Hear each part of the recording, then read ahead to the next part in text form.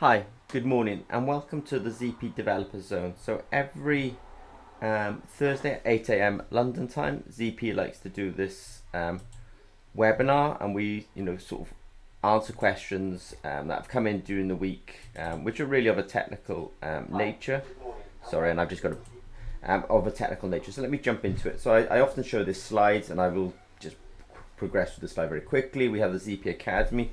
ZP Academy is probably quite relevant this week actually because we've got quite a few videos out there on impedance spectroscopy, also differential pulse voltammetry, and also square wave voltammetry. It's probably worth familiarizing yourself with those if you're going to follow today's webinar. But we have the ZP Academy. We have these webinars, so every Thursday at 8 a.m. We try to support the community of biosensor developers and entrepreneurs and academics by doing these webinars, and we do have collaborations. I think at ZP we're sponsoring over 5 PhDs at the moment. It's pretty good.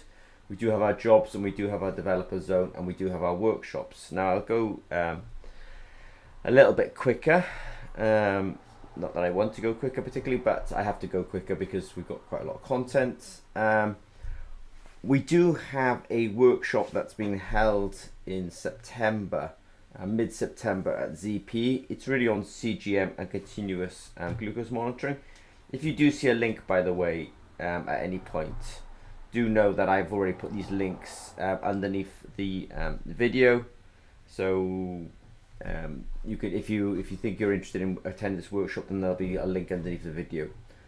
Okay, in terms of questions, one of the questions we got in this week, I just want to say hi morning to Aftab, nice to see you Aftab. One of the questions we got in there this week was actually about price and delivery time for electrodes. There was Salmonella and there was Campylobacteria rather. And I'm just going to focus on the Salmonella just because there's 3 of them there. The story's the same really for all 3.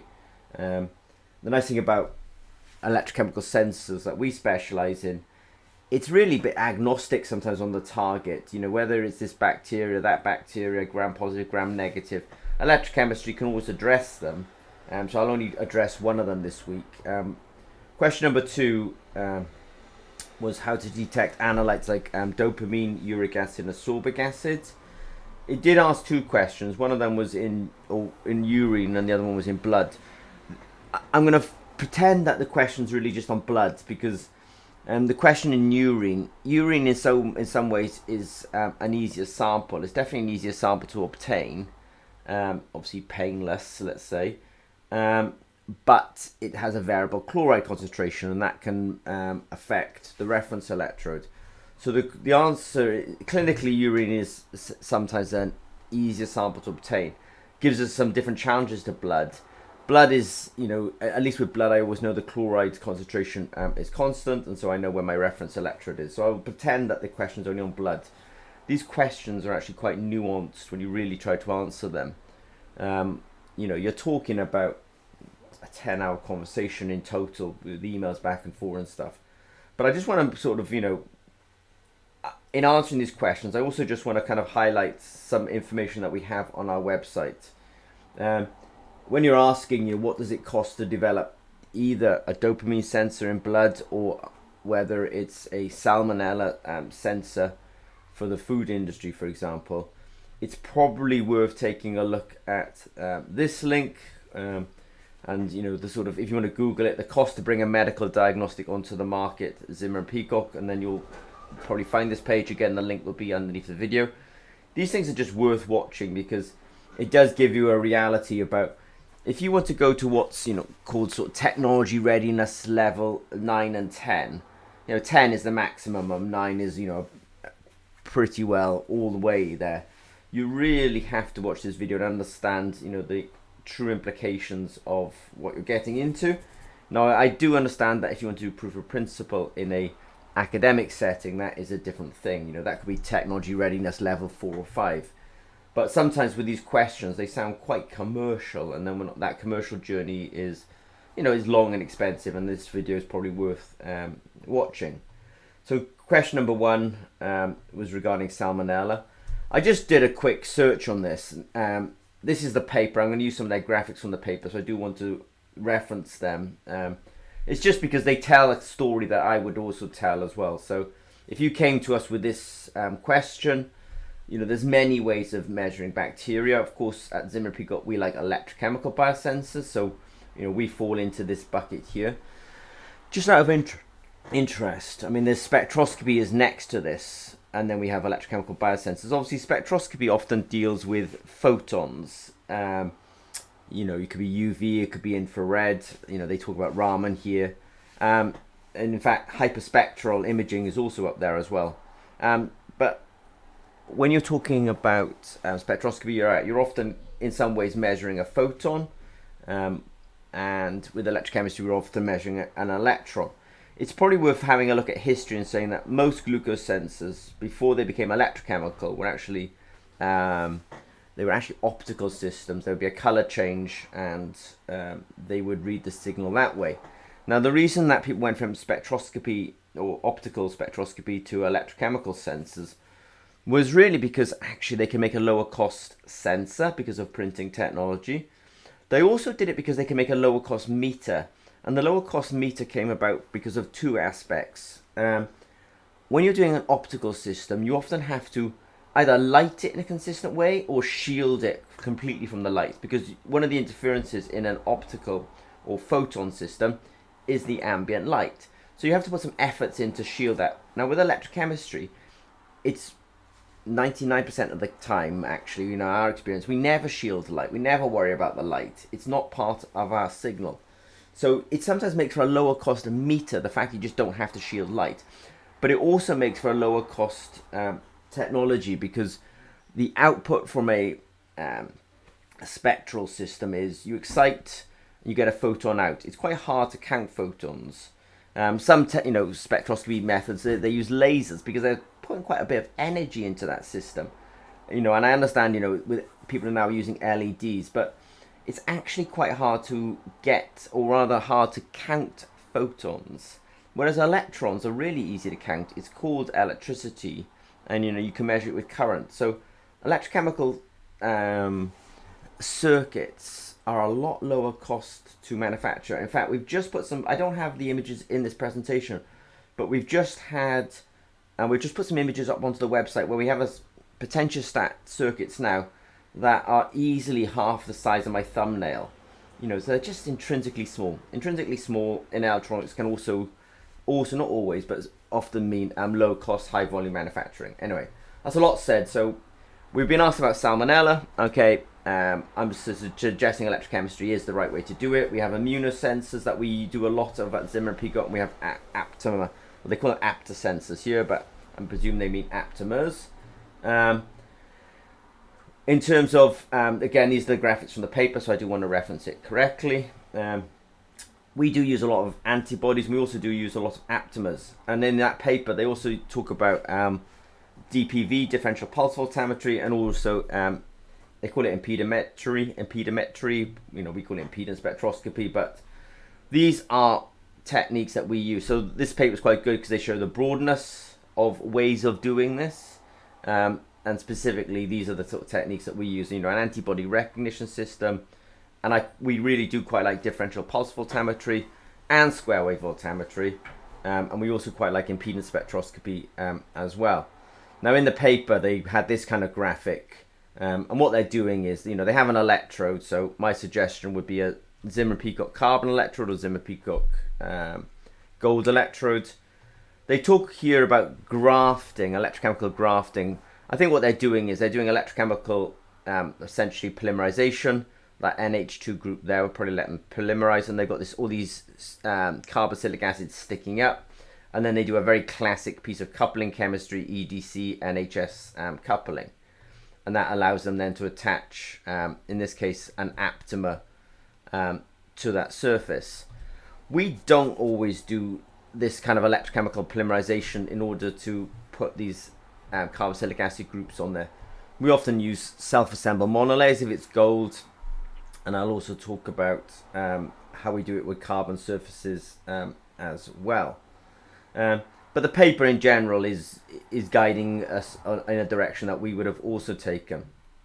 If you see a link, like I say, the link's already underneath the video, and I'll just jump into it. Like I say, if you came to Zimmer and Peacock and said, I want you, Zimmer and Peacock, to make me a Salmonella sensor, we would probably end up using either our gold, whoops-a-daisy, or more commonly these days, I'd probably try to use the carbon electrode.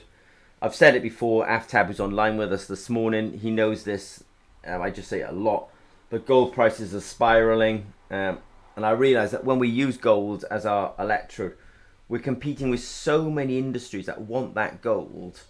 It's good to sort of use a material that's really not so sought after, and actually I think carbon is that. We can make carbon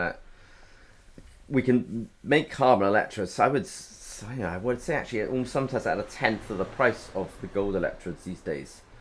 But we do have gold electrodes. Again, the links are there.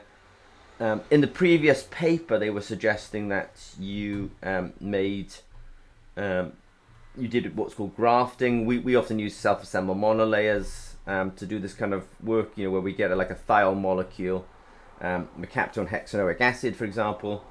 They attach quite readily to gold surfaces. Again, we use EDC-NH coupling.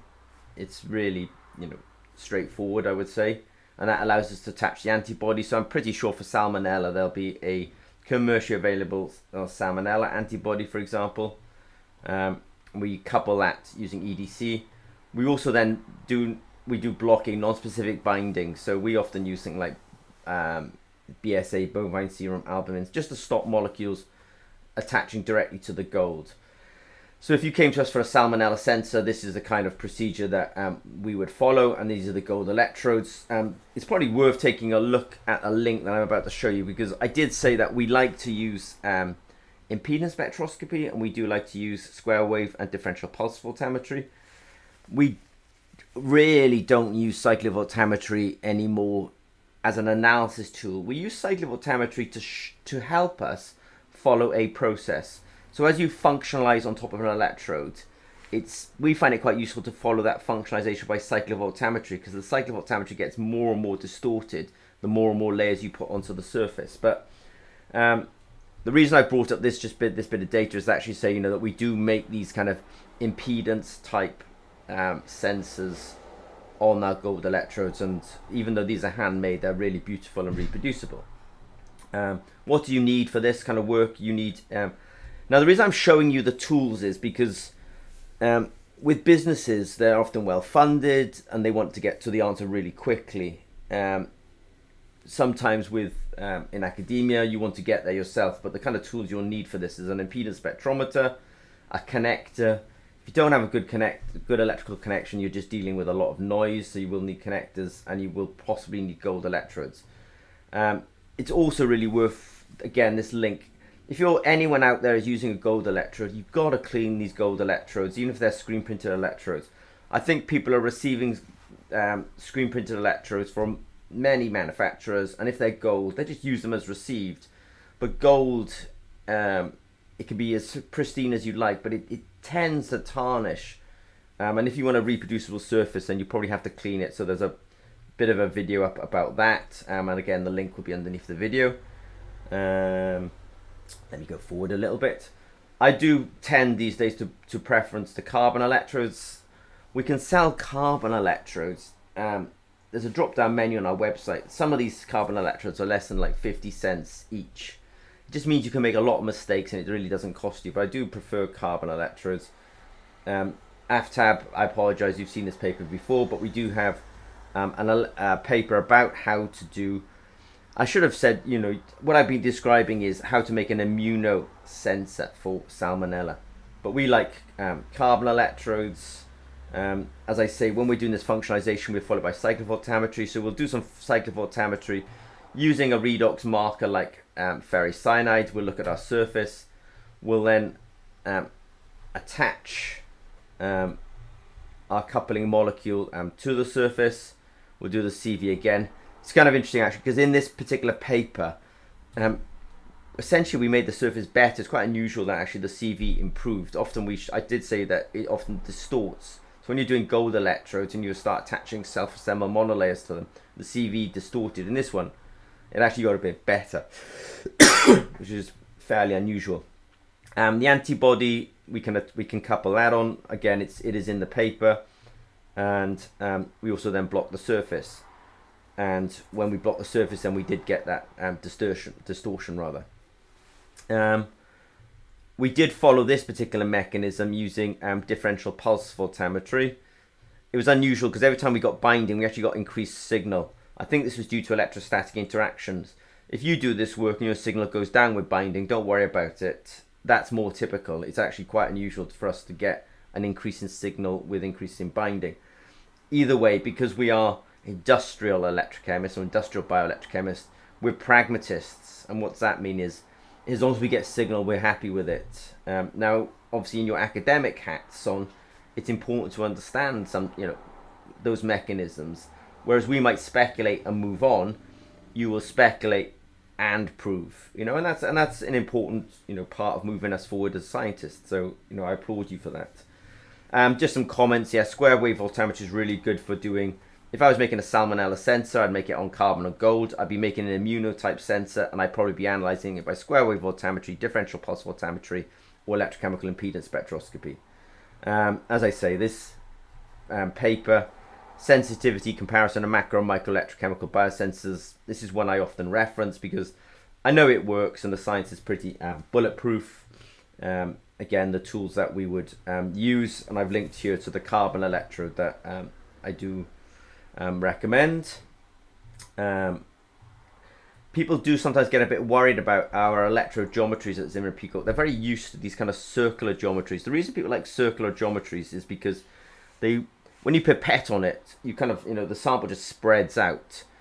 The thing about that is actually that actually leads to a coffee ring effect. It's not something that a lot of people are aware of, but when you do a drop of something and you let it dry, you will get a coffee ring effect. In some ways, if the coffee ring effect is fairly consistent, maybe not such an issue. But it is something that happens. Whereas we make our geometry this way, in part because we don't get the coffee ring effect so much, and I'll explain that in a bit. But also because whenever you're making a sensor, it's probably going to end up in a microfluidic channel. And today I'm not talking about microfluidic channels, but Zimmer and Peacock, microfluidics, capillary fill, you will find videos and images about this. But we designed electrodes like this because actually they're going to go in a microfluidic channel eventually. So if you're trying to make a blood sensor or a urine sensor, how do you bring the blood or urine to the sensor? You often use what's called capillary fill, and these sensors are essentially ideal for that later stage of productization. The reason our electrodes look the way they are is because we're not focused on the R&D in the laboratory. We're actually focused on the product at the horizon. So ZP is kind of almost like a roadmap to really productization, and we're thinking about things that will affect you in the production phase. And you might wonder why they don't like R&D sensors, because they're R&D sensors with the eye on actually becoming commercial sensors. Anyway, to functionalize these things is not that hard. You don't swamp the whole electrode with this big drop like this.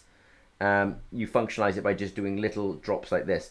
Those little drops actually decrease this coffee ring effect that I've mentioned. It's probably worth you Googling that. But then it also gives us the ability to just put on the electrodes, and they coalesce these drops, and then we get a coverage that way. So that's the way we do it. Now we do it on robots. We also do it by hand as well, but because we get such a massive work, actually, when we do things by hand, we're really good at it because we have engineers and scientists that just do this day in, day out.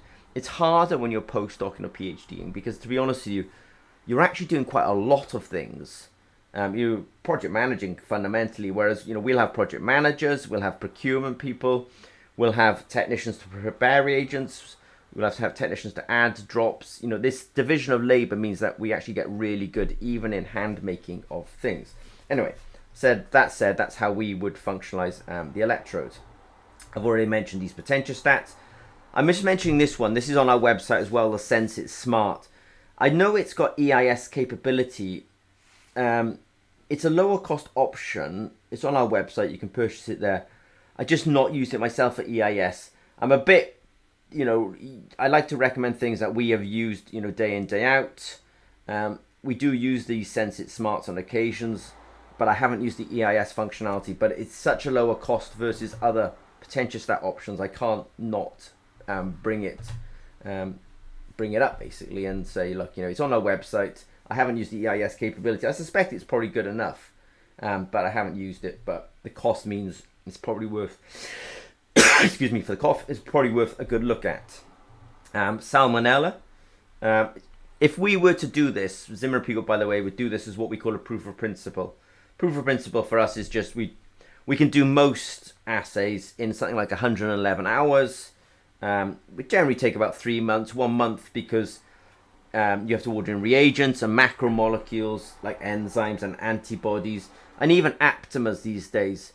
There's a real squeeze on supply chains, so it was always hard sometimes to get macromolecules, but just at the moment, this is August 2022, just to give you some context, and there is a real squeeze on supply chain. So it'll take 1 month to get the macromolecules in. After that, it'll take us about 2 months to optimize and get it ready. Anyway, this link will be underneath the video. Question number two was asking about measuring things like dopamine, uric acid, and ascorbic acid in real samples. And I'm going to pretend that the question was just on blood. We can deal with urine as well.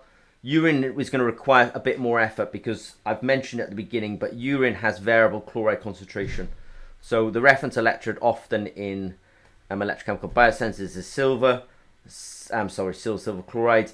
The voltage that has, or the reference potential that has, I should say, is proportional to the chloride. So you might have to put a lot more effort in or engage with Zimmer and Pigott regarding that. Anyway, blood is easier because it's the chloride concentration is approximately 135 millimolar to approximately 150 millimolar. That's why when you look at buffers, they're often, at least buffers that are meant to be biologically relevant, they often make them at 150 millimolar. I just want to say hello, Najeb. Thank you very much, Najeb. I hope this is turning out to be useful to you. I'm sorry that I'm speaking rather fast. There's a lot of content here, so let me just go ahead.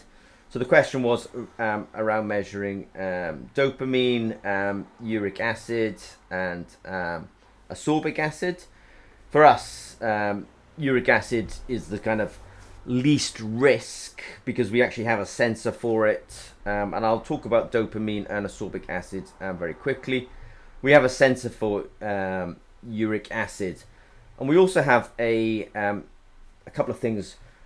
Obviously I have confidence in the uric acid because actually we have quite a lot of data on the website regarding uric acid. So you have to look at our data and you have to actually, first question you have to ask yourself is, what's my application?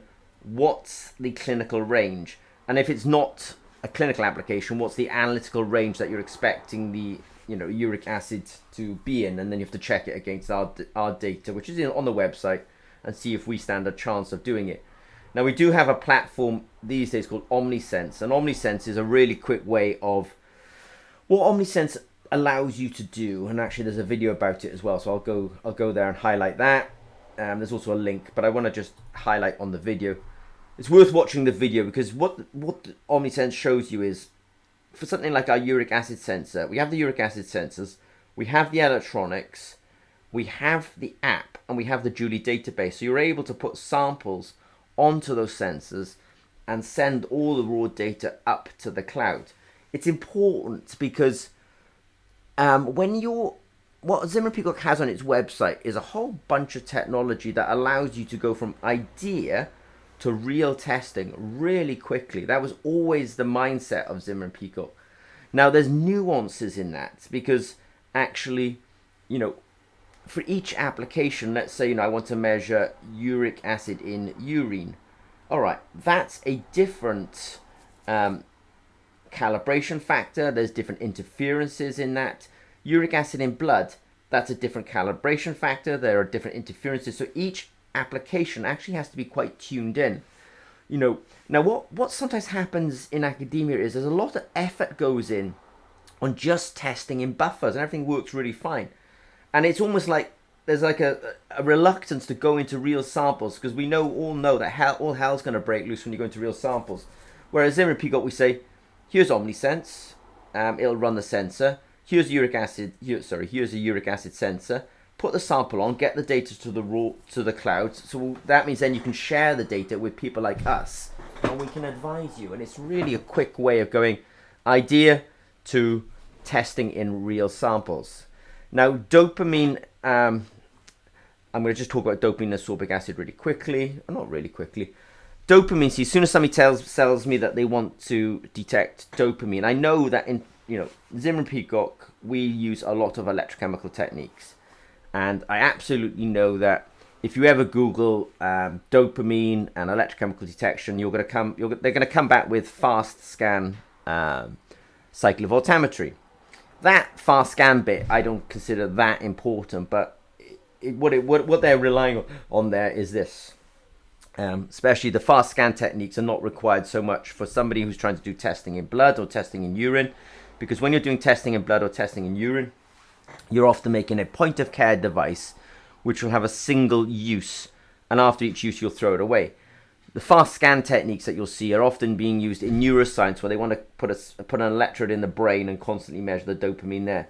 I don't feel like the Inquirer is actually going in that direction, and from a commercialization point of view, that is a nightmare application. I think that would make you like a class 3 device, whereas what I'm talking about here would make you possibly even a class 1 device if you were just testing in urine. Anyway, I'm starting to give you clinical advice and regulatory approval advice, which I don't really want to get into. I want to stay in the science. So dopamine is intrinsically electrochemically active. These two groups here can form a quinone when we oxidize it. So I know that we can get onto dopamine pretty quickly.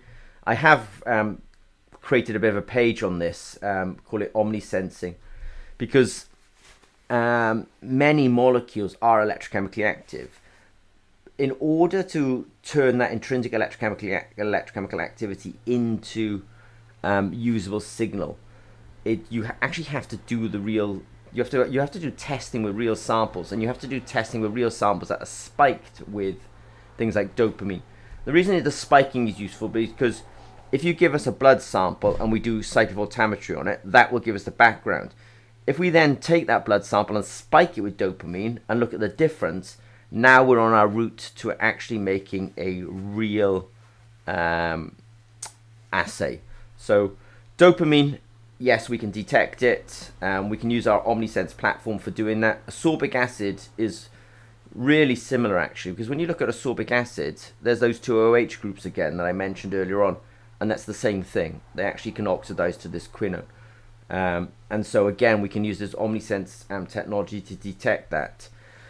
Now the question was asking, how can we do this? So uric acid, straightforward. We have a sensor. It's enzyme based. The ascorbic acid and the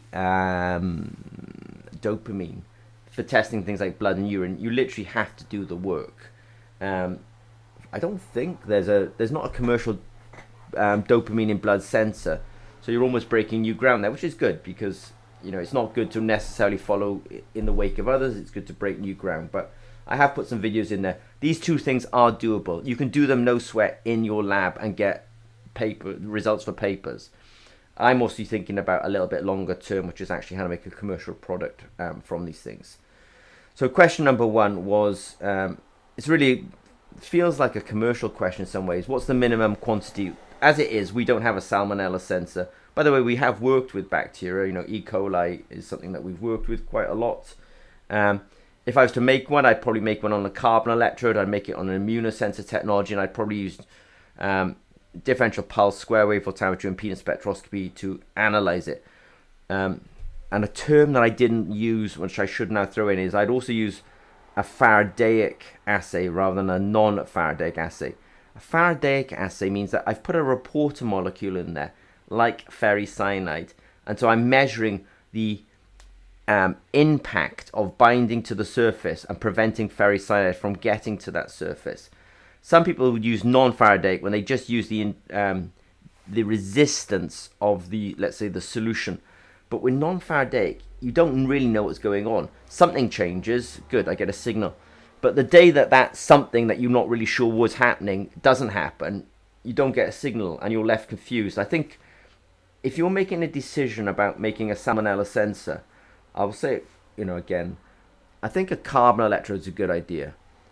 I think you're going to make an immunosensor for it. You're going to work on a Faradaic assay, and you're probably using ferricyanide as the indicator, and you'll be using differential pulse, square wave, or impedance.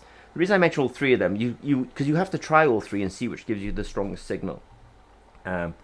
So I said a lot, and I realize it's 8:31, so I have to be a little bit quicker. The last one, uric acid, is a really simple one. Sensor exists. Check out the website. Make sure that those numbers line up with what you need to do. I'm pretending you're doing it in urine. In blood, because of the chloride concentration being consistent. And it's probably worth saying I did put something like slide number 3 or 4 today was actually laying out the cost it takes to really make biosensors that are FDA approved. So I really, say, just watch those videos. They're a real eye-opener, I would say that.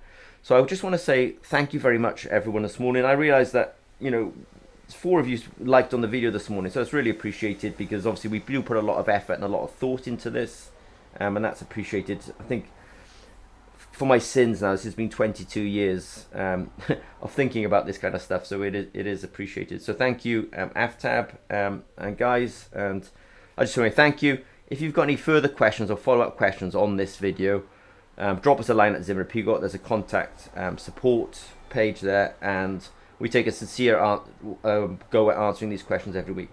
Otherwise, take care wherever you are in the world, and speak to some of you soon.